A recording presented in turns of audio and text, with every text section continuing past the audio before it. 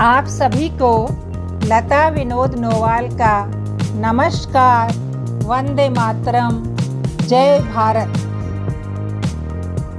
आज हम दूसरी कड़ी लेकर आए हैं प्रोफेसर सुबोध कुमार झा द्वारा लिखित भारतीय स्वतंत्र संग्राम की कहानी में। अब तक हमने पढ़ा कि अंग्रेजों ने 22-23 अक्टूबर 1764 में बक्सर युद्ध जीतकर बंगाल पर पूर्णतः अधिकार कर लिया। बताते चलें कि 1765 में मुगल बादशाह शाह आलम, अवध के नवाब सिराजुद्दौला तथा बंगाल के नवाब मीर कासिम को हराकर इलाहाबाद संधि के तहत लॉर्ड क्लाइव ने कंपनी के लिए बंगाल, बिहार और उड़ीसा की दीवानी प्राप्त की और फिर बंगाल पर पूर्णतः अधिकार प्राप्त करते हुए कलकत्ता को राजधानी बनाकर बंगाल की समृद्ध संस्कृति को तहस नहस कर दिया।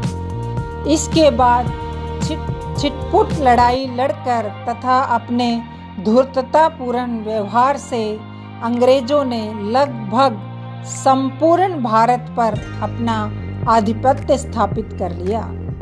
काव्य की व्यापकता को देखकर इसे काव्य का अंग नहीं बनाया गया, क्योंकि सत्य तो यह था कि यहाँ संग्राम नहीं के बराबर था।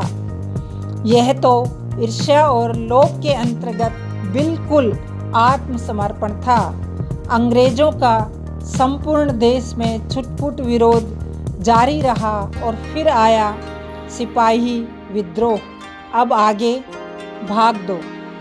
फिर 1857 में हुई एक सिपाही क्रांति। चर्बी युक्त कारतूस ने बिगाड़ी संस्कृति। तभी वीर मंगल पांडे ने आवाज उठाई, हुसैनबाग पर उसने गोली चलाई। फांसी हुई क्रांतिवीर मंगल को, पर उसने देश को जगा डाला। तैयार सभी थे मर मिटने को। चिंगारी थी बड़ा असर वाला। शहीद मंगल पांडे की त्याग से क्रांति की ज्वाला लहर उठी। फैली चिंगारी संपूर्ण देश में। अंग्रेजी सत्ता फिर सिहर उठी। लखनऊ में हजरत बेगम थी, वीर कुंवर सिंह जगदीशपुर, इलाहाबाद में लियाकत अली, बरेली में थे खान बहादुर, दिल्ली में बहादुर शाह व बख्त खां का जोर था। कानपुर में नाना संग तात्या कहाँ कमजोर था। वीरांगना लक्ष्मीबाई झांसी थी, संभाल रही। अंग्रेजी सत्ता की तो वो हवा ही निकाल रही। काश रानी का वह घोड़ा, काश रानी का वह घोड़ा नाला पार कर गया होता। इतिहास बदल जाता भारत का, घोड़े में कुछ प्राण बचा होता। पुत्र सहित लक्ष्मी को बचा पाता। जो देशभक्त बड़ी बलिदानी थी, चेतक की तरह अमर हो जाता, क्योंकि सवार झांसी की रानी थी। दुर्भाग्य समय के पूर्व क्रांति से जाग गई थी अंग्रेजी शक्ति, पर जगा गए संपूर्ण देश में वतन के प्रति समर्पित भक्ति। सिपाही विद्रोह की असफलता सिद्ध की सत्ता की विफलता। भारतवासी सब साथ खड़े थे, सत्ता उखाड़ फेंकने पर टूट पड़े थे। कर्मशः अब आगे प्रोफेसर सुबोध झा द्वारा रचित आज का एपिसोड सभी को समय निकालकर अवश्य पढ़ना चाहिए, क्योंकि कुछ जानने योग्य बातें हैं जिसे इतिहासकारों ने ज़्यादा तरजीह नहीं दी, जिसके कारण ऐसे महामानव भारत भर में बहुत अधिक प्रसिद्ध नहीं हुए।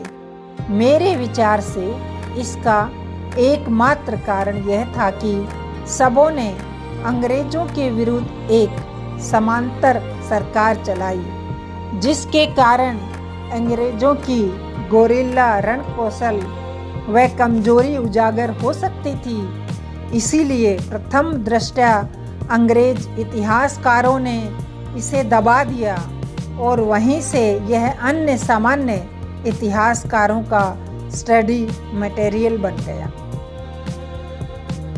भारतीय इतिहासकारों की भयंकर भूल। भारतीय स्वतंत्रता संग्राम की कहानी के अंतर्गत अब तक आपने सुना कि वीर मंगल पांडे ने अंग्रेजों के विरुद्ध आवाज बुलंद कर भारतीय जनमानस में आज़ादी की एक चिंगारी फूंक दी थी। योजना बनी थी कि एक साथ संपूर्ण भारत में अंग्रेजों के विरुद्ध लड़ाई लड़ी जाए। इस उद्देश्य से सभी को दिल्ली पहुंचना था, परंतु दुर्भाग्य से अति उत्साह के कारण क्रांति की ज्वाला समय के पूर्व ही भड़क गई और सभी टुकड़ों में बट गए। यही गलती हुई और अंग्रेजी सेना सतर्क हो गई, नहीं तो भारत में अंग्रेजों का समूल विनाश सुनिश्चित था, जिसके सूत्रधार क्रांतिवीर मंगल पांडे ही होते। भारतीय इतिहासकारों ने 1857 के सिपाही विद्रोह को ही आज़ादी की पहली लड़ाई माना है और फिर यहीं से भारतीय स्वतंत्रता संग्राम की कहानी की शुरुआत होती है। यहाँ हमारी मंशा किसी भी कीमत पर क्रांतिकारी मंगल पांडे की शहादत को नज़रअंदाज करने का कतई नहीं है। फिर भी भारतीय इतिहासकारों ने भयंकर भूल की है, क्योंकि 1857 के पूर्व भी 1855 में झारखंड प्रांत के भोगनाडीह में आज़ादी की पहली लड़ाई लड़ी गई थी, जिसे अंग्रेजों ने बेरहमी से कुचल दिया। अपने परंपरागत हथियार तीर धनुष से लैस आदिवासियों ने एक ही परिवार के 6 भाई बहन सिद्धो, कानू, चांद, भैरव, फूलो तथा झानों के नेतृत्व में बंदूकधारी अंग्रेजियत की हवा निकाल दी थी और एक बड़े भूभाग में समांतर सरकार चलाई। परंतु कई जयचंदों के कारण संथाल विद्रोह, जिसे हूल क्रांति कहा जाता है, असफल हो गया। इसमें लगभग 20,000 आदिवासियों ने अपनी शहादत दी थी। अब इसे गूगल पर भी सर्च किया जा सकता है। आज भी साहेबगंज जिला, जहां का मैं निवासी हूं, के चिकट पंचकोटिया शहीद स्थल, जहां सिद्धो कानू को सरेआम पेड़ से लटकाकर फांसी दी गई थी, वहां 30 जून को प्रतिवर्ष मेले लगते हैं। इसे हूल दिवस कहा जाता है। यह रही इतिहास की गलती। साथ ही नामधारी सिंह गुरु राम सिंह तथा पुणे के वासुदेव फड़के बलवंत को ज़्यादा तवज्जो न देना भी भूल थी, जबकि क्रांतिवीर दवे ने समांतर सरकार चलाई थी। धन्यवाद। अब आगे का भाग दूसरे एपिसोड में। अब आगे भाग 3। पूर्वी झारखंड में विद्रोह हुआ, जिसे इतिहासकारों ने दबा दिया। यह आज़ादी की प्रथम लड़ाई थी, जिसे हूल क्रांति का नाम दिया। सिद्धो कान्हू संघ आदिवासियों ने अंग्रेजी सत्ता का प्रतिकार किया। 30 जून 1855 भोगनाडीह में अंग्रेजों ने संथालों का नरसंहार किया। सिद्धों का नारा पत्ता पत्ता खुद को जोड़ो, करो या मरो, अंग्रेजों हमारी माटी छोड़ो। सिद्धो कानू के आह्वान पर सभी जुटते गए। अंग्रेजों की क्रूरता में आदिवासी मिटते गए। पद पैसे के लोभ में कुछ ने छोड़ा संस्कार, यहाँ भी काम कर गए भारत के गद्दार। सभी बहनें शहीद हुई, सभी भाई पकड़े गए। सिद्धो कान्हों को फांसी हुई, पेड़ से लटकाए गए। बढ़ता गया अब शोषण अंग्रेजों का, पर जोश नहीं कम था जवानों का। चहुं ओर क्रांति की ज्वाला जल उठी, फिर युवा पीढ़ी लड़ने को चल पड़ी। 1858 में ब्रिटेन की रानी विक्टोरिया ने सेक्रेटरी ऑफ स्टेट की घोषणा की। फिर कंपनी के गवर्नर जनरल को पूरे भारत के वायसराय की पदवी दी।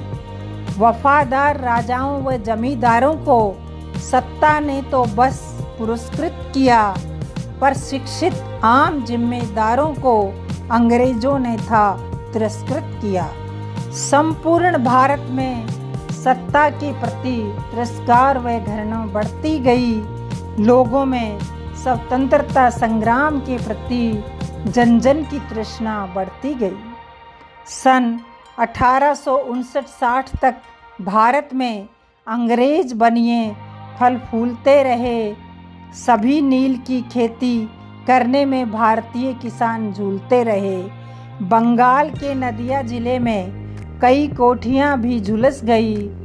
तब फिर बंगाल बिहार में नील विद्रोह की सुलह हुई। तब फिर बंगाल बिहार में नील विद्रोह की सुलह हुई। सन 1872 में थे कुका सिख नामधारी। गुरु राम सिंह का भारत रहे सदा आभारी। 7 लाख कुके वीरों की सशस्त्र सेना बनाई। पंजाब के 22 जिलों में समांतर सरकार चलाई। सन 1875-79 महाराष्ट्र में ब्रिटिश के लिए बना आतंक कहलाया वह आद्य क्रांतिकारी। नामित वसुदेव फड़के बलवंत।